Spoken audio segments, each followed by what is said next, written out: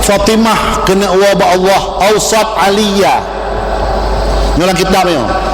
dalam kitab Alam Barzakh. Dia wasiat bahasa Sayyidina Ali. Dia pedua Sayyidina Ali, ya Ali, wahai Ali, iza mitu, jadi bagat sawa yang pegahnya orang hebat, sawa anak Nabi Fatimah isteri Sayyidina Ali.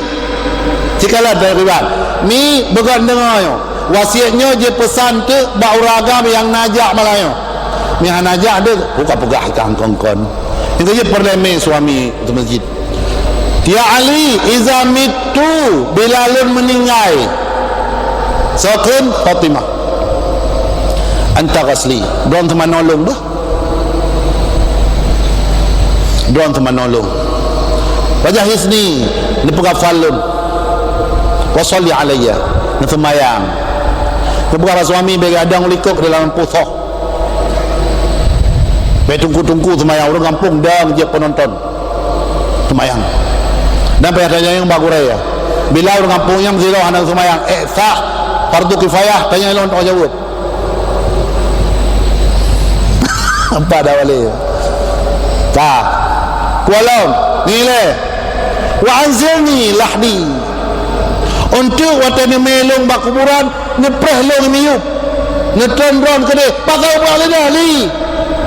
ni prehlong ide miyup ni petamang long lang liang lahat in kalan so pesan sirau rinang jantung hati Nabi dia berapa Ali ben pulang bak gop don naruh semayang don naruh semana don naruh pegapal long wa anzilni fi lahdi ni petamang long ni petrelong ke dia liang lahat bahasa lelaki bahasa suami di tampung boleh ya pegah bau rinang pegah pada yang kubur yang atas Fatimah pegah untuk di saat lu kalian play tanah baik nuawa udah lah hebat di wawa pegepai Fatimah wajlis inda ra'si ni dua bau lelun punya bahasa tayang ayah ni dua bau lelun ayahnya ni dua qibalata wajhi dikena talung ni dua lagi dua biasa orang talqin ke utimu pelikut kiblat tayang tak pergi alam Ali faksir min tilawatil Quran ni baca Quran bak kubulun ni jaga kubu ya so jaga kubu Fatimah jaga kubu padahal pasti dalam surga tanya lebih minapeng cok atayong hanapeng yu dua suami rawa hanja kebuat yu dua anak rawa lawenya pedua anak sirala pesantren ne tuayo buat kata ada kata aku nak cok atau Fatimah cok orang lain je iwawa kah baik kawawa kadua bau lelong ni orang lain baik awak ke dia kadua pegah abang suami ni dua bau lelong lagi pesan Fatimah faksir min tilawatil Quran wa du'a ni boleh baca Quran bau lelong Ali boleh berdoa fa innaha sa'ah karenanya sa'ah sangat dibutuhkan lesila urang jenazah kepada jasa orang udip nyangka pula persiapan pula barinang pula anak